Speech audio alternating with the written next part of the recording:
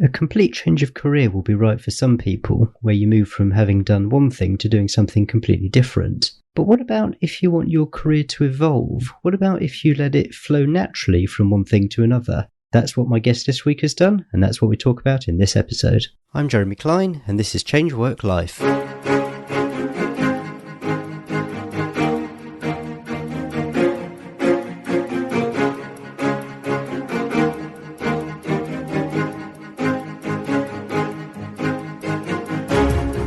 Hello and welcome to Change Work Life, the show where we're all about beating the Sunday evening blues and enjoying Mondays again. We've talked in the past about how your identity and your job can become closely intertwined. So how do you break the codependency between yourself and the place you work? Well, that's what this week's guest is all about. Bunny Young is a former stuntwoman and founder of A Better Place Consulting, where she makes it her business to defy negative trends and helps professionals make the most of their business and personal life. Bunny, welcome to the podcast. Thank you so much for having me. I'm thrilled to be here. Talking first about your business, who's your typical client and what are the sorts of challenges that they're usually facing? Yeah, that's a really great question because I was thinking about that when you said you were going to ask me this. And I think there's really the only typical thing about our clients is that they're humans pretty much all experiencing some kind of divide or gap between the person that they want to be and the person they feel that they are today. And so there's a discrepancy between what they believe their life could be and what they're doing today. So I think that's how they feel, but they range from, we work with military individuals to individuals that are still in the corporate environment and just want to start a side hustle. So I know in the power of business, there should be that niche standard sentence that I give you. And I would just say a human that knows that they're capable of more. With that potential client base being virtually the entire population of the planet, how do people find you and know that you're the person who can help them? Well, it takes a deep level of self-awareness in order to step up to the plate, as my grandfather would say, and know that about yourself, but also pursue this path and to be willing to get uncomfortable and admit to yourself that your life as it is today is not everything that you want in order to fulfill your purpose. And it's a question that I don't think we're asked as adults as far as like, what do you want to do when you grow up? And so I appreciate and wish that it was the entire population that had this sense that they can give themselves permission in order to step out and do and fulfill their purpose and do something that is meaningful for them and makes a difference for the world. And the more time I spend in this space, the more I realize that not nearly enough people are giving themselves that specific permission. And when a client reaches out to us, it's because they've given themselves that permission, or a company has decided that they want to focus on work-life alignment and be able to give their teams that permission to bring their whole selves to work. And they understand that there's not this thing called work-life balance, that there's just life, and everything you do in life contributes to your sanity or lack thereof. That's really the starting place, is that self-awareness. We work on 4 levels: self-awareness, self-management, team awareness, team management. And we do that with companies and governments and military. And then I do individual coaching myself. That's really, we're not selling anything. We're just supporting people and accomplishing what it is that they want to do. And so what brings these people to you? How do they find you and know that you're the person that can help them? No, that is matter of me having complete and total confidence in the universe, because it seems like every time I've done a traditional advertising route in business, that it's never as fruitful as when I sit back and just pour myself into the work that we do, and then speaking opportunities and clients and word of mouth referrals come. And A Better Place Consulting is now 7 years old. And it's funny because it's at the times where I'm not focused on growth. I'm just focused on powerfully supporting the clients that we do have and showing up in amazing places like your podcast, that we end up getting people inquiring as to what life could be like if they fully invested in themselves. It's not something that you typically advertise for. And we are a boutique consulting and coaching firm. And so it's not like we have a program that we're putting hundreds of thousands of people through. It's very intimate. That's working for us right now. Sometimes business and life is not always about just the P&L growth. Sometimes it's about the personal growth and having a company that fulfills your life and fulfills the lifestyle that you want, rather than just growing into this billion-dollar conglomerate. I want to find out more about how you got to where you are now. And I am going to start with the very obvious place for which I make no apologies, but stuntwoman. How did you get into that? What sort of stuff were you doing? I got married. That's how I got into that. The individual that I fell in love with happens to be a stunt professional. And I think to answer that question fully, I am going to take a 10-second detour to the fact that I have a heart condition. And so the moment that I got diagnosed with that heart condition, as opposed to, I think, how I was supposed to feel, which was limited and disabled, I found this unique sense of permission to just live my life fully and do these things that were going to make me happy and we're going to leave a legacy. And so when the opportunity to move to China and be a professional stuntwoman was presented, it was more of a question of why not instead of, why. And I didn't worry about the fact that I was in college. I just jumped and figured out how to move my classes online. And this is in the early 2000s. So it wasn't as much of an online atmosphere for learning as there is now. And I'd been a model and I knew that being in this industry and in the entertainment industry was something that was fun. It was a 1-year contract and I got to experience a new place. And stunts, was an amazing job to be able to be paid to be active and do all of these fun things. And it helped that I got to, for my first year of marriage, got to shoot my husband and light him on fire 4 or 5 times a day. And also was kissed by another man in the show and got paid for it. Jeremy, that definitely helped. So what sort of stuff were you working on? What? Fire burns. We did a fight scene about 45 feet up in the air. I did what's called an Australian rappel, which is a face first rappel, an Aussie rappel, which was my favorite stunt. And then there's a slide for life, which is a combination of like a slack line and rappelling or zip line and rappelling. We did car stunts. We did motorcycle stunts. There was a fire burn on a motorcycle. So I got to learn all of these things, which was a very big part of my husband's life when we got together. But I was not a professional stuntwoman until we were married and moved over to China. It was this combination of building this relationship with this person and then also learning this new job and new craft. And it was just kind of amazing in that aspect to be able to do this with him. And prior to us moving to China, I had done stunts on horseback because I'd ridden horses my entire life. And my husband and I met at a movie studio. So that was really the only stunts that I'd done. But honestly, Jeremy, it didn't seem like stunts to me. It just seemed like fun and horseback riding. I knew it was dangerous, but it was a skill that I had. Whereas doing all of these stunts was the beginning of learning how to trust a team and learn these new, different kind of things that the human body was capable of. I mean, who would think that you could set yourself on fire safely? That, like I said, it really goes back to this foundation of give yourself permission to just do the things that you never thought was possible and just enjoy the ride. So where did being a stunt person take you? I mean, maybe where did you think it was going to take you? Was it always going to be a short-term thing, or was it something that kind of it went its course? Contrary to how I live my life now, I don't think I really had a plan. I was just trusting in this opportunity and in this relationship with my husband, which I think was a good plan at the time. And so when we got back from China, I had another opportunity to work in social services. And what I found in China, I had known because I lived in Ecuador prior to going to China. I spent a summer in Ecuador and I wanted to do international civil rights. And then after being in China, I really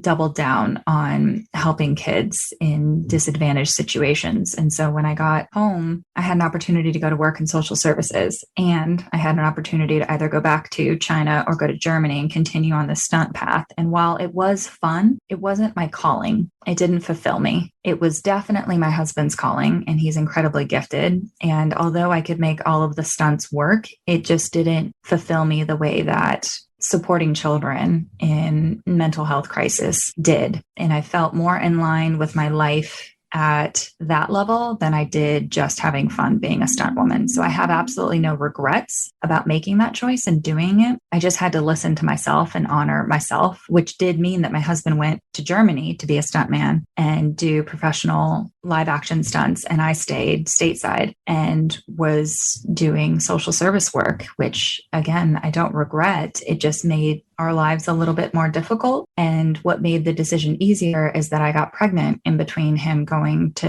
us coming back from China and him leaving for Germany. And that gave me this additional sense of, okay, I knew that there had been a husband and wife that had a child on set and they had a nanny and all of that while we were living in China. And I knew it was possible, but again, it just didn't feel like that was my purpose. And so I stayed stateside and I started my career as a therapist. And so how do you go from being a stunt woman to a therapist? Well, there's calculated risks and there's being able to kind of see opportunities and see how to push and not push too far. And then ultimately that parlayed into me being a businesswoman and being able to start companies and evaluate risk and hire team members, because being a stunt woman, you can't do it by yourself. You have to have the proper team to keep you safe and to choreograph fights and all of this kind of stuff. So I think being a stunt woman was definitely a huge part of my journey, and it was a whole lot of fun. And I use that knowledge today in business. I don't know that I knew it was going to be just a year. And still to today, obviously, I am still married to my husband. He's still a stunt professional. And so we still do stunts at home with our kids. Most children, my daughter's age, are learning how to play soccer and all that kind of stuff. And my daughter is learning how to ride horses and do fire burns.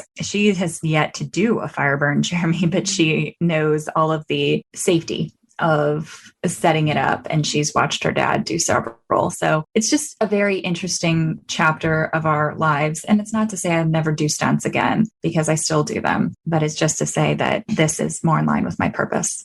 So you said that the opportunity came up to do the therapist work and the work with children. Can you talk more about how did the opportunity come up? Was this something that when you returned to the US you were actively looking for, or perhaps you can talk to me a bit more about that?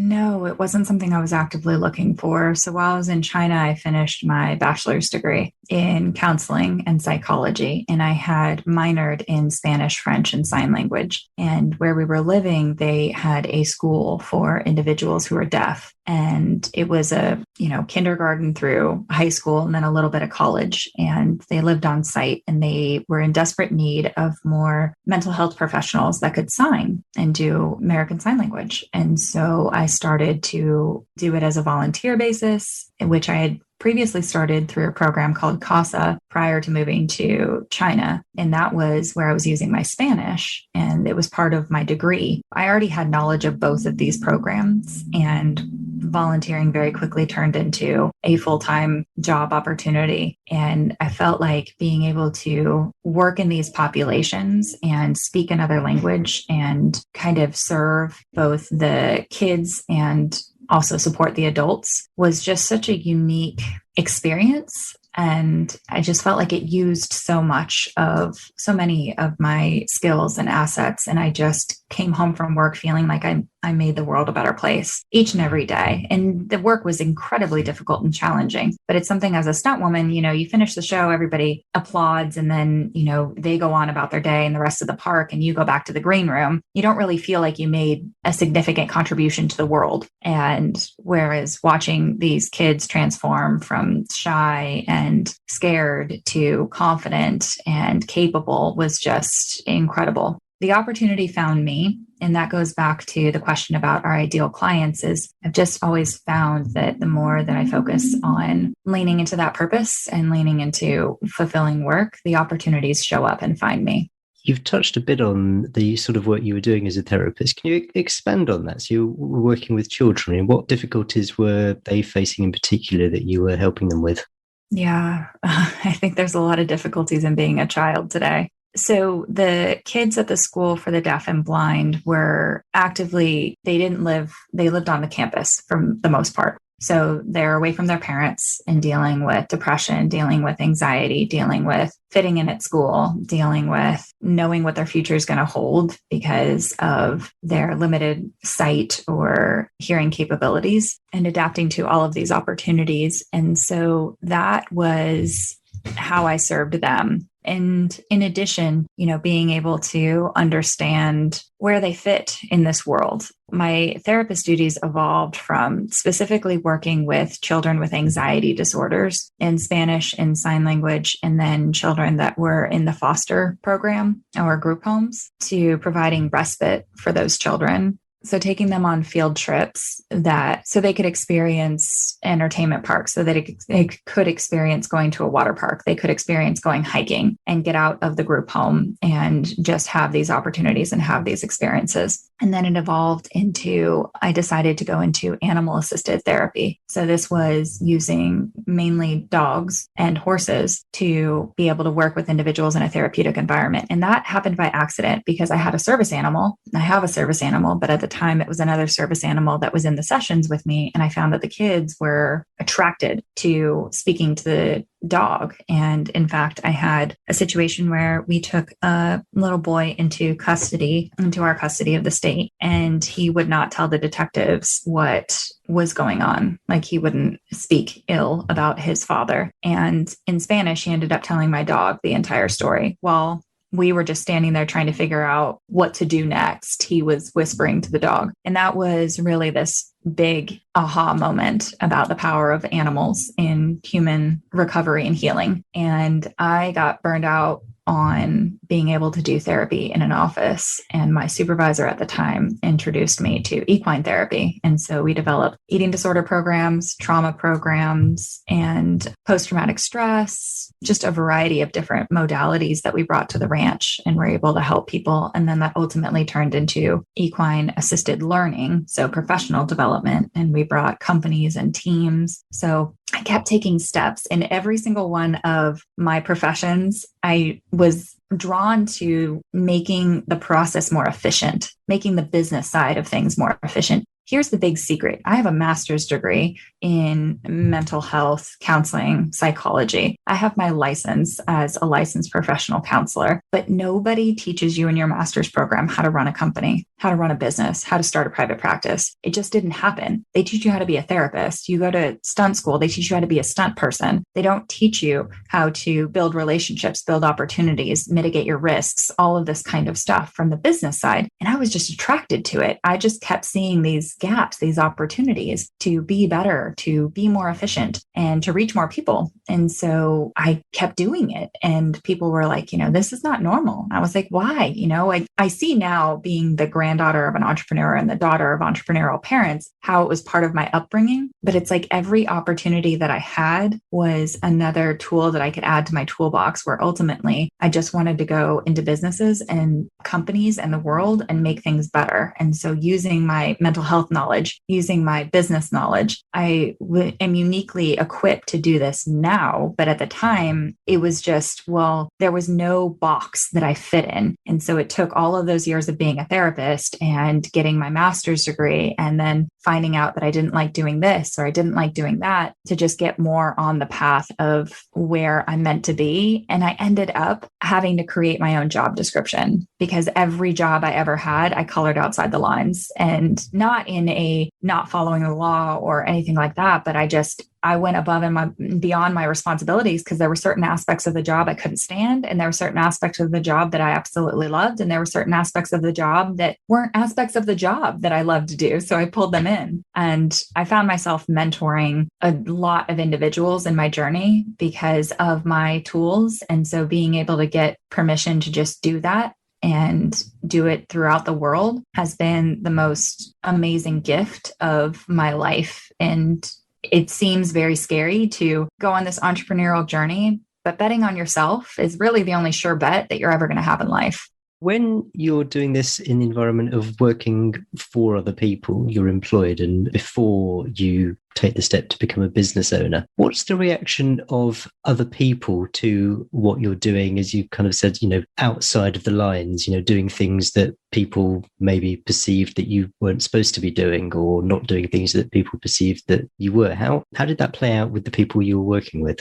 I think for the most part, I initially received support, and then I think there was at times a little bit of intimidation. So one of the first examples that I can give you, and I have to thank my mom for pointing this out, because I often discount my entrepreneurial experience until my mom brought me back to the fact that I was working for a swimming company that did lessons and lifeguarding. And I lived on one part of the town, and the company did this higher end part of the city. And there was a ton of opportunity on the side of town that I lived in. And I thought, well, then you don't have to pay me mileage. Then, I'm not having to drive 45 minutes. So I brought this proposal to them to start a division on my side of the town, and they didn't want to do it. And I said, okay, well, then can I do it? And I started my own swimming and lifeguarding company on that side of town while still working for them and using the experience that I had in working for them and the certifications that I had as a lifeguard and as a water safety instructor. And I grew my little book of business and ended up selling it. And it was funny because it's not something they were interested in. And then, about a year and a half after they saw how lucrative it was, all of a sudden it was like, well, you can't really do that and continue to work for us. I was like, okay, well, at this point, I don't need to. So, and I did that with a Better Place Consulting. I mean, I started a Better Place Consulting and the work that I was doing when I was still employed by somebody else. And I told them, this is something that I'm interested in, this work-life alignment consulting and mental health in the workplace and helping people with burnout. And I'd like to specifically focus on that. And they said, well, that's great, but that's not really, your job. And I said, okay, well, is it okay if I do it on my time off? And they said, that's fine. We can't stop you from doing that. And I did it and it grew. And I ended up asking to go part-time because I still wanted to do my job and I still loved it, or I thought I did at the time. And I actually loved the job. I just didn't like my supervisor anymore. Not my supervisor, the CEO of the company, because there was just this constant trying to hold me back, wanting to bring stuff in from other aspects of my life to make the company better. And it was like, no, we're going to do it this way because we've always done it this way. And it's like, well, equated a little bit to being like in the equine world, it's like a mayor chomping at the bit. And I've always kind of been that way. And what's the funny thing about horses is the second that they have peace, they calm down. And I think that's really what I was looking for, is just that peace, that sense of calm, because if it was somebody else's company, then I always needed permission to make it better. If it was my company, I could just do that and I could unapologetically help other people do it. And so that's really kind of the aha that I had, was being able to just be okay being me and stop seeking everybody else's permission and approval to live my life. And my life just didn't fit in somebody else's job description. I'm interested to push that a little bit more. I mean, whilst it certainly wasn't the case with the company that you were working for at the time, that they weren't going to sort of, in the widest sense of the word, allow you to do what you wanted to do, would it have been possible for you to do that in the context of another company, another place where the environment was more flexible, perhaps more forward thinking? Or was there an inevitability that you had to do this as your own thing, starting as a side hustle and then transforming that into your own full-time business?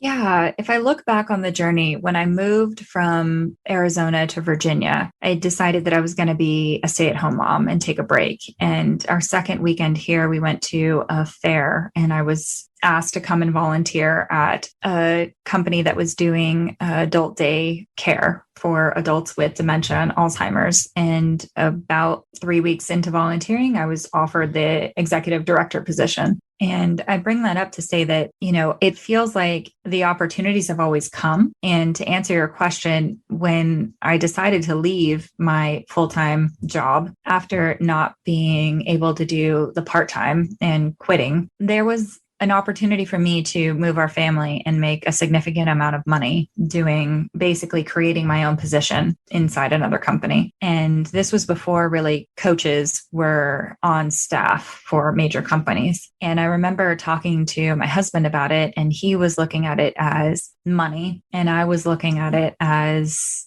the freedom aspect. So picking up and moving my family and going to work for somebody. And I just have myself, in knowing myself, I give 150% when I say yes. And what I found was that every time I was saying yes to working for somebody else, I had very little self-control on holding back. And so it was like, I could always stay an hour later. I could always, and this is when, we were starting to be able to have access to email on our phones and being able to just have this 24/7 mentality of being available. And so my commitment at the time was that I would work for myself to teach myself how to not work 24/7 and set up my own boundaries. And if I could do that and this opportunity was still there, then I would do that. And what I found was once I learned how efficient I could be, a 40-hour-a-week job didn't make sense anymore, because if I could do it and make the money in 15, then why do it in 40? And with a heart condition, time was this resource, the most precious resource of all. And I really wanted to spend it with my family. And now we have 2 beautiful children, and my husband's also in the military now. And so, there's a lot of times where I need to step in because he's gone. And my health is also a huge priority, and my parents aren't getting any younger. And so navigating life with the priorities as my family meant that I don't have 40 hours left over for another position to work for somebody else. And so really prioritizing myself, my life, and then figuring out, without the assumption that 40 hours is what I was going to work and then I'd fit my family in with the rest of the week that I had. It started out as a learning experience, and it ended up being the most incredible opportunity to learn more about myself and the assumptions that I had made on what I can and cannot do. And also this assumption that, well, I'm going to go work for, a salary for 40 hours a week, if not more, because that's what I've always done. And it's true. If you do the things you've always done, you're going to get the results you always have gotten. But if you do the things that you haven't always done, you're going to get some shocking brand new results. What you've just described, working 15 hours a week instead of 40 hours a week and getting the same or better results, sounds on the face of it like most people's dream. I mean, the idea of just being able to work 3 hours a day and having the rest of the time to do your own thing, to spend time with your family, your hobbies, working out, whatever it might be. How does someone start to create that sort of life for themselves? How can you get to that place? If I was starting all over again now, I would look at how any money that you make can work harder than you, because there's a ton of opportunities to have your money work harder than you and to not trade time for money. Because once you get stuck in that trading time for money, it's very difficult to get out of it. And it's very difficult to get your time back. And for those of you listening, it took me about 2 years, maybe 2 years and 4 months to get back to that magical place of making my income and having the stability for my family on an appropriate time schedule. So how do you start? Is you start by setting up some boundaries. So for me, what that looks like today is that I have an autoresponder. I have an automated scheduling assistant. I have a personal assistant who books my speaking engagements, my podcasts, and anything else. So I know this about me, that I have a very difficult time saying no. And so having somebody in between me and those opportunities, being able to outline what my ideal week looks like. And then it's almost been a game. If I can do it in 15, can I do it in 10? Can I do it in 5? And it's really about relationships too. So how do you start is you start, right? And it's going to look very incremental at first, but pick one way that your money can work while you're asleep, and pick one aspect of your life that you're going to say no to, whether it is shutting your emails off after 4:30, whether it's just checking your email once a day. I mean, I check my email once every 4 days, and it's okay because I set that expectation that I'm not going to be available. In this world where everybody's available 24/7, we're all like 7-Elevens instead of, Spago, which is Wolfgang Puck's restaurant. If people are like, I don't get it. Think about your town's most incredible steakhouse. And I think that when it's initially a shock to the system for people, where they email me and they get an autoresponder and they're like, well, you're not on vacation. How come you have an autoresponder up? It's like, because there's so many better ways to get resources. Our specific website that has been carefully curated and designed to give anybody resources that they need without having to wait those 4 days. It's not to say I don't want to talk to you. It's to say that if you want immediate help, like, we've built the website for that. We've built our social media for that. There are a ton of ways to get started. And I think the foundational step, honestly, prior to that is you valuing your time. Because if you're going to say, well, Bunny this, well, Bunny that, I can't do this, you have to value your time first. Because if you continue down this road, chances are your lack of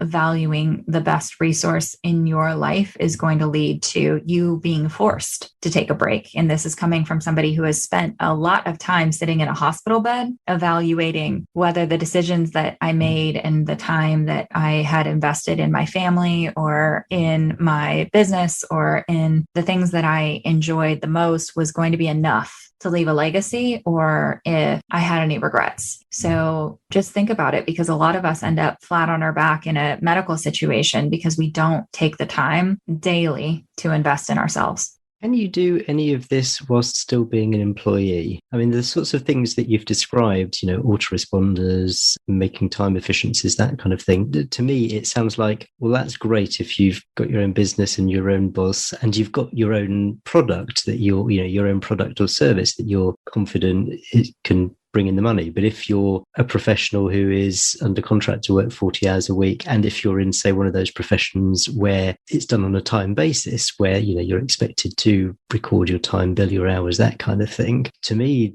at the moment, and I can't wait to be corrected, this sounds a bit like a pipe dream. So how can you start to implement this sort of thing against that sort of background? I think the first thing is to have a conversation with whoever necessary, that I call the puppy conversation of, let me try this for 4 weeks, 1 month, and show you how it not only will improve my efficiency and productivity, but also my health. And so my longevity at this company will be impacted and my team will be impacted. And my goal is to be more efficient, not less available, and switch from an hourly billable structure to a project billable structure. People pay for outcomes. So if I went to go get a massage and in 15 minutes, they could accomplish what they could in an hour and a half, I would still pay that money. I'm not going to get an hour and a half massage. Now, there are people listening who are like, I do want that hour and a half massage. I want to lay there and relax for an hour and a half. Well, that's wonderful. That is absolutely wonderful. But if you could get that same amount of relaxation, if I asked you why a couple of times, you would probably get to the relaxation and, the feeling that you have after an hour and a half of being on that table. Now, if I could give you that in 5 minutes, and then you could have an hour and 25 minutes to go do whatever else you wanted to do with your life, I think the answer would be yes. And so people pay for outcomes. They don't pay for time. If you told me that your company was going to be able to treat my migraines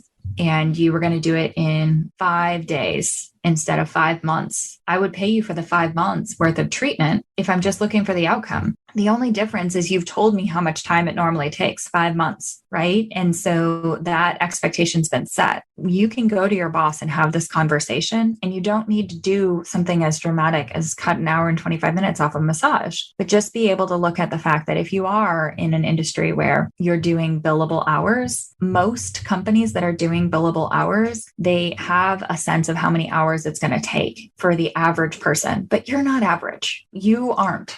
And to have 4 people lined up and say, this person, it's going to take all of you an hour to accomplish the same task.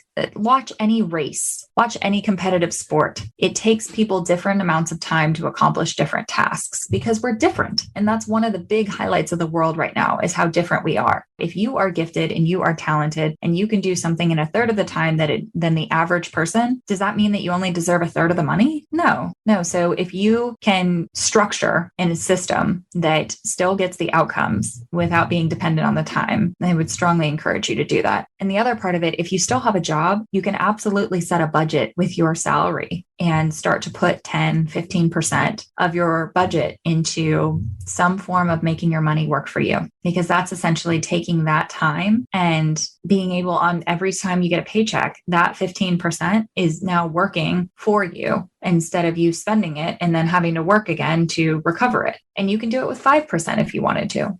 There's several topics there which we could probably devote an entire podcast episode to by themselves, but I'd like to bring this back round to your own business. Clearly, it's been quite an evolution getting to where you are now. Where do you think the next evolution of your business is going to take you? What have you still got to achieve or accomplish, or what goals do you have that are going to see your business going in maybe a slightly different direction to where it is now? So there's been two paths with the company in the aspect that I now have 5 companies that I own or am a part of, business partners. And I'm still dedicated to that limited amount of hours per week that I actually spend working on the companies, which has meant that instead of just growing for growth's sake, I'm very intentional about the things that I show up to do. And so I don't actually spend a whole lot of time running the companies, but for A Better Place Consulting, the 2 things that I still love and enjoy doing and will do for as long as I possibly can at this point is individual coaching and speaking. And so the next evolution is being able to be focused on those things where I show up and be able to speak and make an impact and inspire people to take action. And then there's a very small select few that I will be working with individually. And for the most part, they're individuals that have had this concurrent relationship with our company. Either we've worked with the companies that they work with, or I've spoke and they've stayed in touch, and we'll work individually. Now, the other part of that, with me not doing as much individual coaching and not doing as many like group coaching opportunities, is being able to create resources for individuals who do get inspired to take action and they just want that support. And that looks like I've written 3 books in the past year, 2 of which are in the process of being published. One just came out, and the other is being able to create larger resourced programs where people can, with videos, and developing our YouTube channel so that people can get involved and start this course and start this path that they want and that they're inspired to take and feel supported, even though I'm not there for every minute of their experience, but make it feel like I am there. Those are the 2 areas, the 2 evolutions, as you said it, that I'm focused on, is to make all of these concepts available to the masses that are inspired to do it and make it feel like I'm there every step of the way. And the other portion is to actually activate and make people aware that this is your life, and work-life balance is unachievable, but work-life alignment is an absolute must. It's not a luxury. It is life. So you've mentioned that you're working on your own resources. Are there any other resources which either you found particularly have helped you, or which you recommend to your clients? Books, quotes, anything like that? Yeah, I think I'm a huge book junkie. So I think the book that I'm going to share with you 2 books. One is The Untethered Soul. So I think that's an amazing book to be able to work on your personal development. And as far as your professional development, being able to look at a book like The 4-Hour Workweek from Tim Ferriss, if you're in a job position, or Profit First, if you're in an entrepreneurial position, to just kind of wake up to what is possible and how little it can take today to start. The most important thing is that you start. It's not how you start. It's not when you start. It's that you start. And the second is going to be a quote. I have this tattooed. And I never thought I would get a tattoo of a quote, but it's, unless someone like you cares a whole awful lot, nothing's ever going to get better. It's not. And it's from Dr. Seuss's The Lorax. And the one thing I would add is, unless someone like you cares a whole awful lot about yourself, nothing's ever going to get better. It's not. And the reason that's my quote is because I think that the first step to saving the world is saving yourself. And people are going to treat you how you treat yourself. And even if people treat you less than you treat yourself, if you treat yourself really well, it's not going to matter, because you know that what they're saying to you is more about them and less about you. And you'll be resourced enough to have that self-love to move on and continue to make the world a better place. Very wise words. Bunny, if people want to find you, where's the best place that they can do that? bunnyyoung.com is a great place to start, or betterplaceconsulting.com. And if you just want to connect on social media, we're there as well. My personal account is Bunny Has 6 Legs, and the business account is A Better Place Consulting. But you can find YouTube, social media, everywhere. I'm so happy to connect with you all. And please just share with me where you're at in your journey to making this world a better place. But worth stressing that if you send Bunny an email, you'll probably get an autoresponder, but she'll get back to you eventually. I didn't give you my email, so there's that. It's not the best form of communication. Bunny, thank you so much for sharing your journey with us. Been quite inspirational. Thank you so much for coming on the show. Thank you so much for having me. Thanks, everybody. Okay, hope you enjoyed that interview with Bunny Young.